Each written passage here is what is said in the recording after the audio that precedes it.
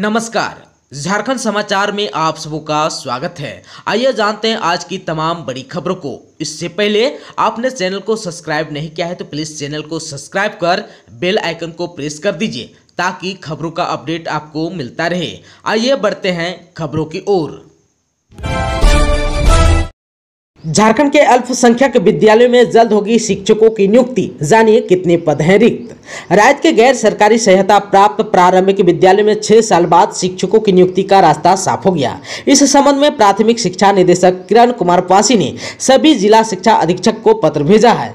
वर्ष 2016 में यह कहते हुए नियुक्ति पर रोक लगाई गई थी कि अल्पसंख्यक विद्यालय में शिक्षकों की नियुक्ति प्रक्रिया में बदलाव किया जाएगा। इसके बाद वर्ष 2018 में फिर पत्र जारी कर कहा गया कि 31 मार्च 2019 तक नियमावली बना ली जाएगी, तब तक नई नियुक्ति नहीं होगी।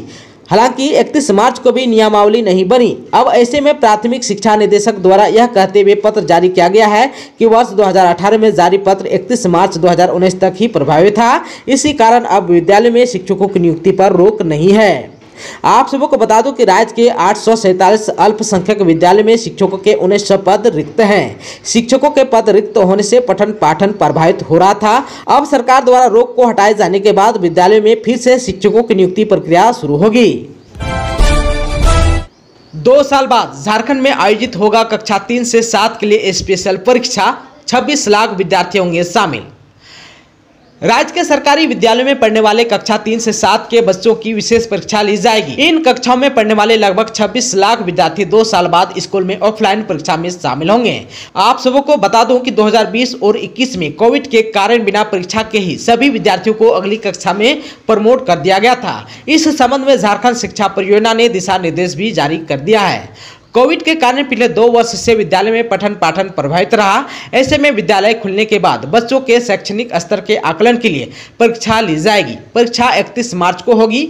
5वीं से 7वीं तक के विद्यार्थियों की परीक्षा OMR शीट और तीसरी और चौथी की परीक्षा उत्तर पुस्तिका पर ली जाएगी।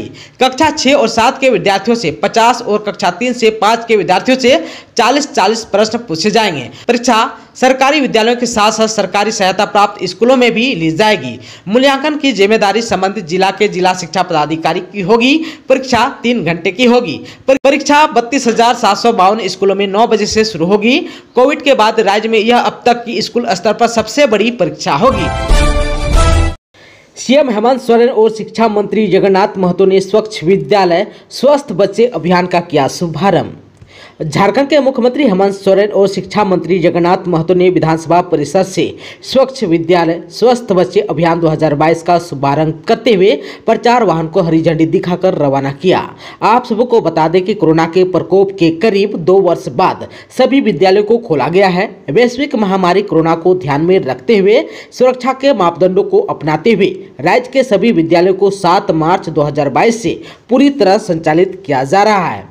कोरोना काल में लंबी अवधि तक विद्यालय बंद रहने के कारण विद्यालयों की आधारभूत संरचना को फिर से क्रियाशील करने की आवश्यकता है तथा शिक्षकों एवं बच्चों को स्वच्छता एवं साफ सफाई पर विशेष प्रशिक्षण की आवश्यकता महसूस की जा रही है। इन्हीं समस्याओं के निदान को लेकर विद्यालय स्तर पर स्कूली शिक्षा एवं साक्षरता विभाग एवं यूनिसेफ के संयुक्त प्रयास से स्वच्छ विद्यालय स्वस्थ बच्चे अभियान 2022 का शुभारंभ किया गया।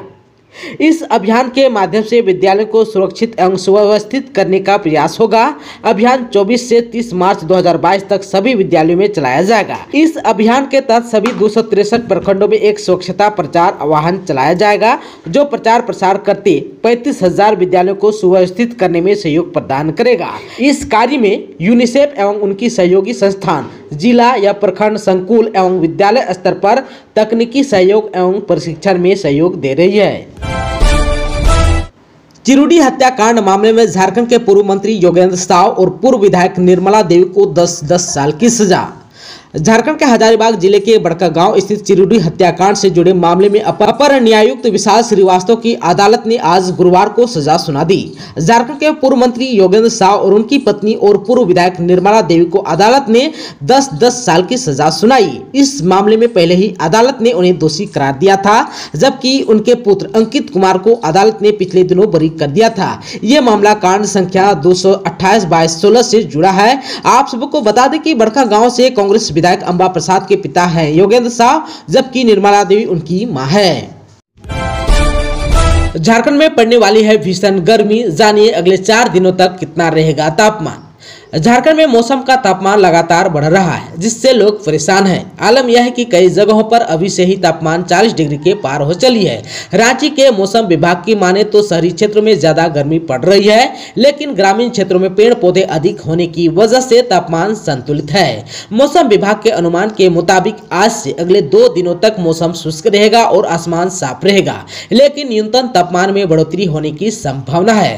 रांची के मौसम केंद्र की रिपोर्ट के माने तो कंक्रीट का जाल बिछने के कारण तापमान में लगातार बढ़ोतरी हो रही है। वहीं पूर्वैया और पछुआ हवा के मिलन से भी मौसम का मिजाज बदलता नजर आ रहा है। आप सबको बता दें कि पिछले 24 घंटे में राजधानी रांची का तापमान अधिकतम 36.2 डिग्री और न्यूनतम 20.7 डिग्री सेल्सियस दर्ज किया गया। वहीं दूसरी तरफ राज्य में सबसे अधिक तापमान गोड्डा में 40.3 डिग्री सेल्सियस और सबसे कम तापमान गढ़वा का 17.5 डिग्री सेल्सियस दर्ज किया गया। आप सबको बता दूं कि आज का राज्य का अधिकतम तापमान 37 डिग्री सेल्सियस और न्यूनतम 22 डिग्री सेल्सियस रहेगा। वहीं 25 मार्च को अधिकतम 36 डिग्री और न्यूनतम 22 डिग्री सेल्सियस रहेगा।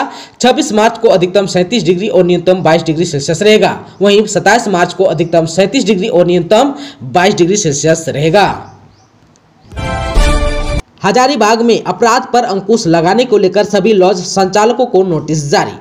हजारीबाग शहरी क्षेत्र में लूट और छिनतई की घटना पर अंकुश लगाने के लिए पुलिस ने सभी लॉज संचालकों को नोटिस देने की कार्रवाई शुरू कर दी है। कई आपराधिक घटनाओं का उद्भेदन लॉज में रहने वाले युवकों की गिरफ्तारी के बाद हुई थी। रामनवमी का पर्व भी नजदीक है। पुलिस को संदेह है कि लॉज में असामाजिक और शरारती तत्व भी रहकर शहर की विधि व्यवस्था को बिगाड़ सकते हैं। इसके मद्देनजर लॉज संचालकों से शहर के लॉज और हॉस्टल में रहने वाले छात्र, युवक लोगों का पहचान पत्र, आधार कार्ड, फोटो और रहने की जानकारी मांगी गई है। जो लॉज संचालक पूरी जानकारी उपलब्ध नहीं कराएगा, पुलिस उस पर कार्रवाई करेगी।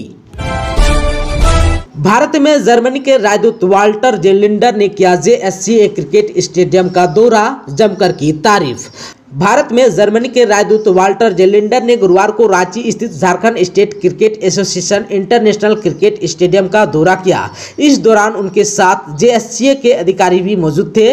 उन्होंने स्टेडियम के अंदर मौजूद सुविधाओं का जायजा लिया। अधिकारियों ने उन्हें स्टेडियम के बारे में विस्तार से जानकारी देते हुए बताया कि यह सोलर पैनल से चलने वाला पहला स्टेडियम है। JSCA स्टेडियम का दौरा करने के बाद जर्मन राजदूत वाल्टर जेलिंडर ने ट्वीट किया कि पहली बार रांची आना हुआ और यहाँ JSCA इंटरनेशनल क्रिकेट स्टेडियम का दौरा करना इसलिए भी जरूरी था क्योंकि यह पूरी तरह सौर ऊर्जा से संचालित होता है। सोलर पैनल वाला यह दुनिया का पहला स्टेडियम है। 1200 सोलर पैनल लगाए गए हैं। यह लगभग 12,000 टन CO2 उत्सर्जन को बचाएगा। आप सबको बता दें कि JSCA स्टेडियम की क्षमता 40,000 दर्शकों की है। 2017 से ही इसे पूरी तरह से सौर ऊर्जा से संचालित किया गया है। 2010 में बने इस स्टेडियम में पहला वनडे मुकाबला 19 जनवरी 2013 को खेला गया था। यह मुकाबला भारत और इंग्लैंड के बीच खेला गया। भारत ने 7 विकेट से यह मुकाबला जीत लिया था। इस स्टेडियम में पहला टेस्ट मैच भारत और ऑस्ट्रेलिया के बीच 2017 में खेला गया था। यह मैच ड्रॉ रहा था। पहला